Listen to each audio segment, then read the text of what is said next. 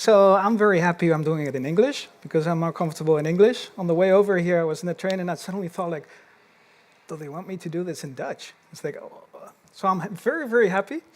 I'm going to be talking about why do Agile anyway.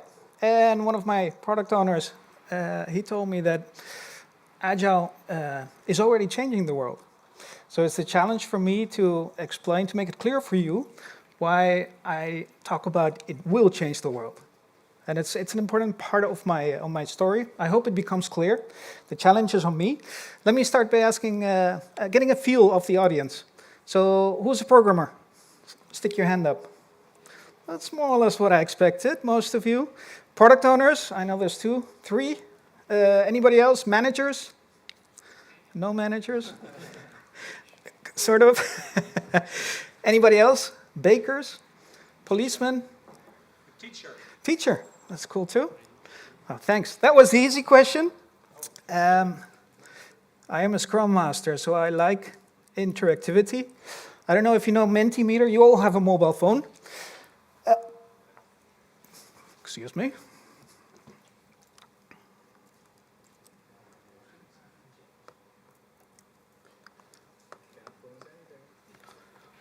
Oh.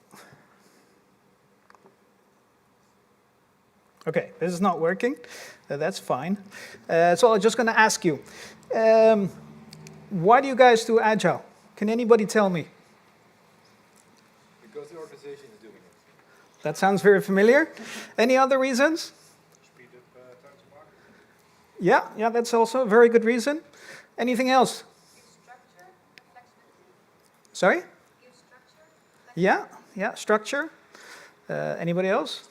Makes sense. Yeah, makes sense. that's a good one. I found out it's very hard to predict the future. Yeah, interesting. So this is really interesting. It's all quite technical. Hold that thought. Another question: who actually likes Agile? Stick your hands up in the air. Less than half. So okay, today my challenge is to convince you that not only is Agile going to change the world, but it's your best friend. It's going to make your lives completely different. So if I really want to talk about Agile, it's hard to define what Agile is. If we look at the most important source of information, we have the Agile Manifesto. Most of the answers you gave about what Agile is were technical. Yeah, efficiency.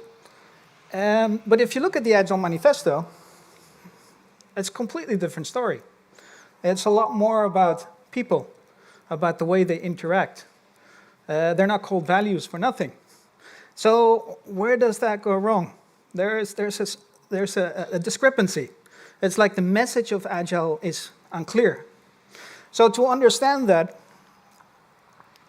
okay, I forgot this slide.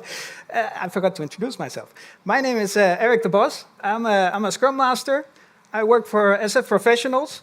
You probably noticed from my t-shirt. This is designed to engrave in your brains. So from now on, whenever you see anything orange, you'll think about my company. We give trainings. We do consultancy. So if you're having trouble with Agile, who are you going to call? Call us. You can find us on this website. If you want to get in touch with me, have a look at LinkedIn. And if you're interested, I'm also a writer, and I'm on Substack. I've got all kinds of articles that all have to do with Agile. So go and have a look. A lot of the subjects I'm going to talk about today, I've written articles about them. It's my way of finding information, of helping myself understand what I'm talking about. So back to the subject, Agile. If we want to understand Agile, we have to go back in time. We have to look at our history. And the first thing we have to realize is that Agile is actually quite new. It's really young. The Agile Manifesto was created in 2001. Now, if you think about Agile as a way of working, as a process, then it's quite a long time to get it right. So that begs the question, why is it such a challenge still? I mean, if you look at the state of Agile, which gets created every year, and it's kind of like an international assessment of how Agile is doing in the world, most companies are struggling to adopt Agile. And I, as a Scrum Master, see that everywhere. And it has to do with that misunderstanding of what Agile is. Because for a movement, for a philosophy, 23 years is nothing. Yeah, and that is a very important idea to remember for this talk. So to be able to understand what Agile is and what it's struggling to replace, we have to go back in time to the Industrial Revolution. And this is a very important time because you have to imagine that before the Industrial Revolution, we didn't have organizations. Yeah, think about that. Before the Industrial Revolution, you had feudalism. You had family companies. Money was something that a king had. He could make an investment, like, for example, the Portuguese and the Spanish did with the journeys of discovery. People actually had to come to the kings and ask them for the money. They were the only ones who had the money. So the whole concept of organization is actually only 200-300 years old. And the interesting thing about this period of time is what was happening at that time. Newton, about 100 years before that, he discovered that the universe is like a clock. It's like a machine. So this was really the sense that people had in this period of time that the Industrial Revolution took place. You had Pavlov, who showed that dogs, the way they behave, can be influenced and triggered by an understanding of how the system works. You had the origin of species. Yeah, there was the discovery of the fact that evolution is not something guided by a god, but it's actually governed by really simple mechanical rules. So in this whole era of discovery, there was very much that sense that things were mechanical, that you can control them. So what you got, not a long time after the Industrial Revolution, is that evolved into scientific management. So I don't know if anybody's read the books of Charles Dickens.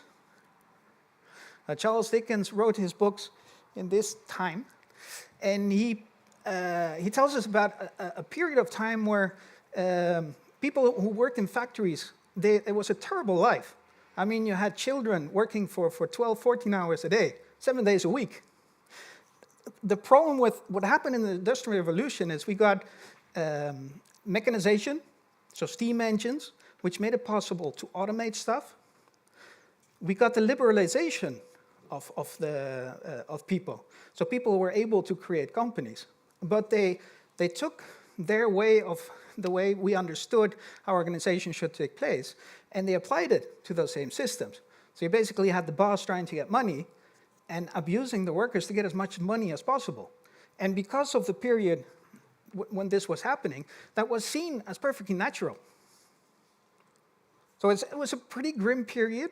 The result was that we also had things like French Revolution. Yeah, so because of the loss of feudalism, we lost that feeling of kind of like a duty to serve the king, and the duty of the king to protect the people. And we entered a period of time where you had that conflict between the employers and the employees. And that conflict reflected in the way organization took place. So in the first step, in the scientific management, you had a scientific approach in which people showed that if you treat people better, they will actually work better. It's a very simple concept, but it was really born from that scientific view of the world. And what you got was, I'm not sure if you can see this picture well, but what you're seeing here is one of the ideas, which was that you could completely control your workers to make them as efficient as possible. So they were actually looking at the number of movements the workers were making to complete their tasks and finding a way of reducing the number of movements. That was the level of control that we're talking about. And in that system, human beings were seen as machines, as simple parts. It was the concept of the Homo economicus, and the whole idea about it was that human beings are like machines, and the only thing they need is food, money, So really, really simple concept. And that, again, fitted very much with the time period.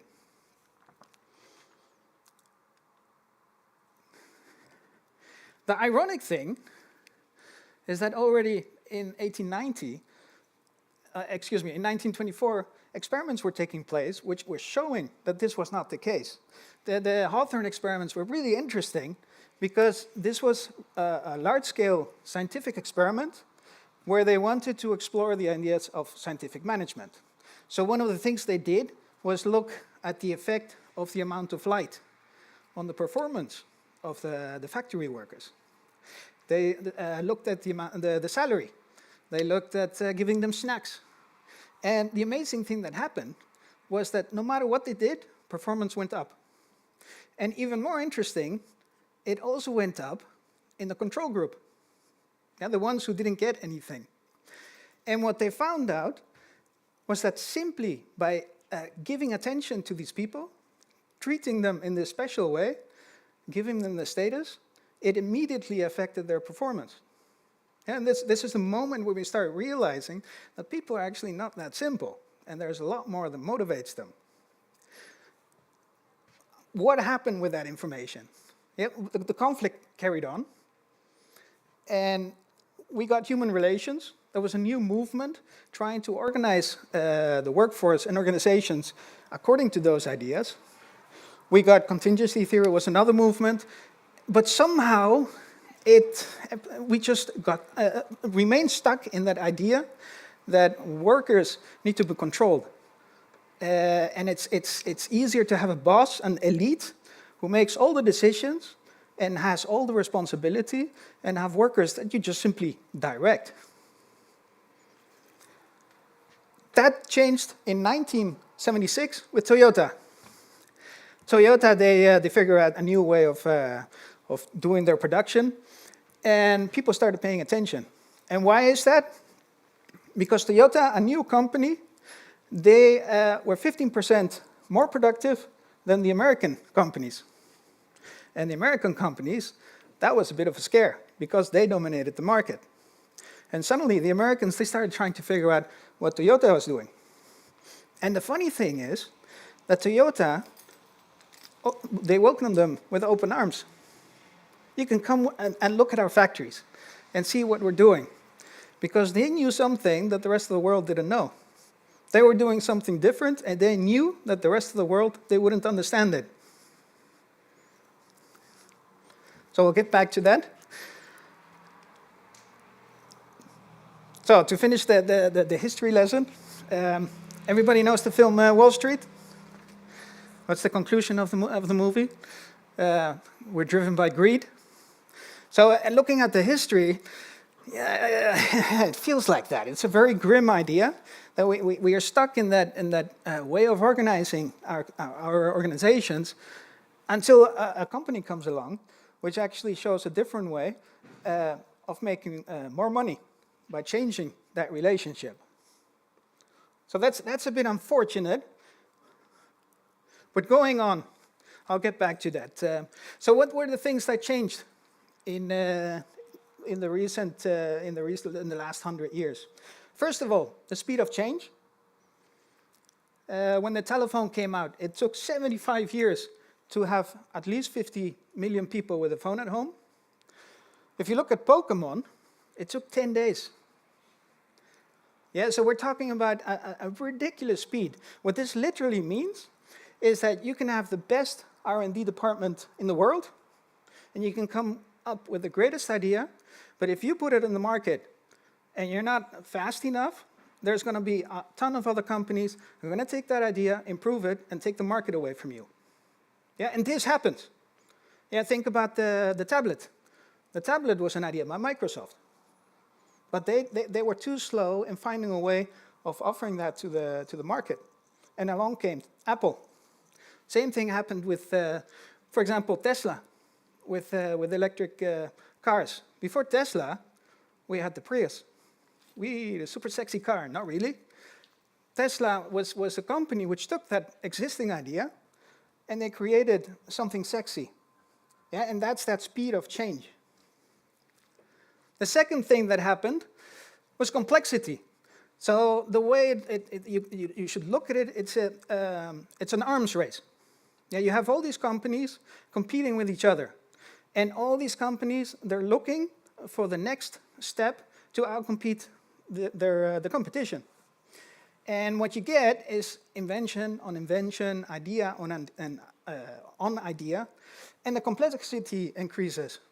And now we're at a point where the complexity is so high that the old system is not able to deal with that complexity. That's too much. So simply put, Agile is a way of dealing with that complexity and with that speed of change. And how does that Agile do that? By looking at those people that got ignored all the time. So in all our history since the Industrial Revolution, we've tried to keep things simple by looking at humans as small machines. Yeah, that's the reason why we like to have function descriptions. Yeah, it's not because that's an effective way of getting the best talent. No, that's a very effective way of organizing your company. If you know exactly what the functions you need for your product, you don't have to bother about finding out how people work, what their talents are. You just let the people fit into that function. Now, and that's a very powerful idea. I mean, the way we organize our schools today is based on that idea. Before the Industrial Revolution, the arts, philosophy, those were the valuable things to learn. Because before the Industrial Revolution, it was about thinking. It was about, for example, being creative, because you had to fool around with politics. After the Industrial Revolution, you needed to fit in the factory. You needed to fit into one of those specific functions. And things like maths, they became really important. So, from that perspective,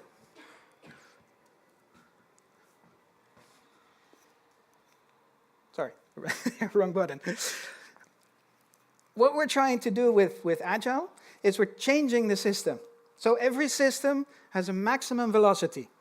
And what we have with the classical management is that we're reaching the maximum of that system. And Agile is a change in that system. And looking at these three lines, half of management jobs are unnecessary. That's a huge amount of people, and that's a huge amount of money. If you look at the fact that 16% of the time we spend at our work is not in delivering value, but invested in fitting in that compliance system, again, that's a hell of a lot of money which is being wasted. Yeah, these guys from Humanocracy were two business experts. They calculated that in the world, $8 trillion get wasted in bureaucracy. And that is one of the things that Agile excels in, removing that bureaucracy.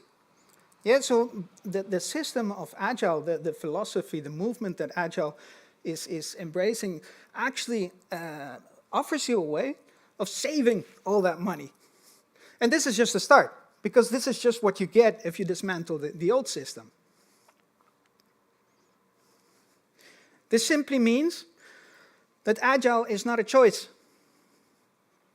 Yeah, Agile is the next step in evolution. And all the companies which are not able to embrace Agile, they're going to go extinct.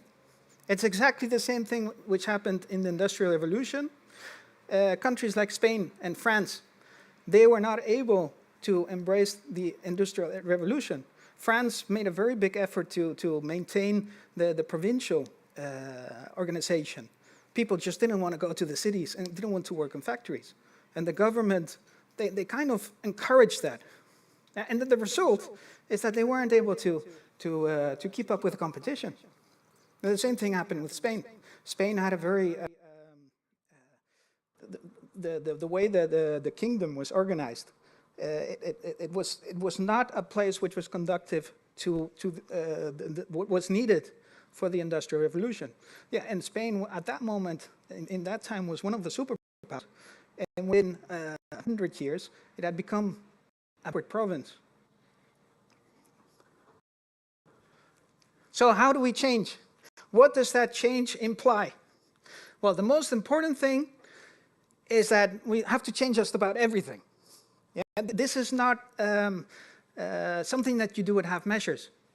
This is not a process which you can set up in your organization. You literally have to change everything. And everything you change has to be designed to getting the most out of your people. Yeah, and that, going back to my company, because I didn't say anything about my company, our goal as a company is to get the best out of people. You can look it up on our website. And we are convinced that by making that the focus of our company, that we can change the world.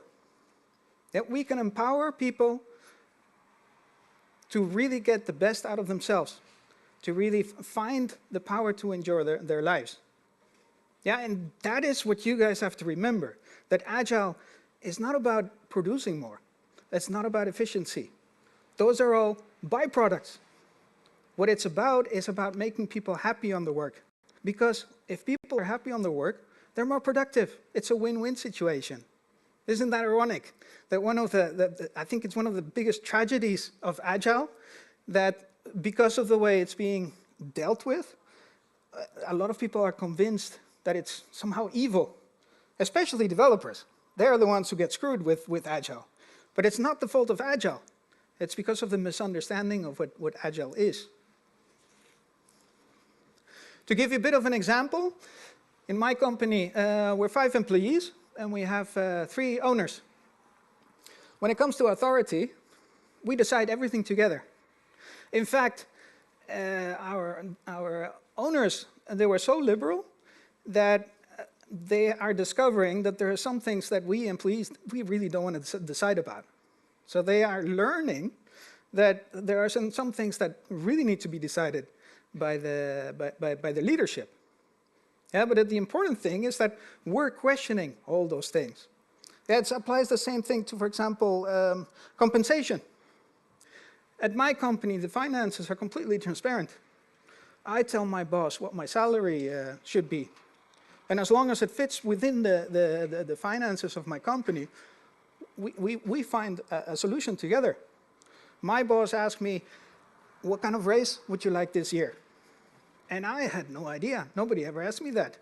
So I went and I looked at the average inflation for the past year. It was 10%. I told my boss, I want 10%, and this is why.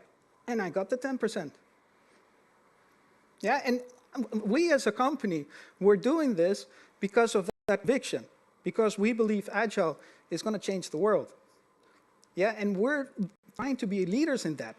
We're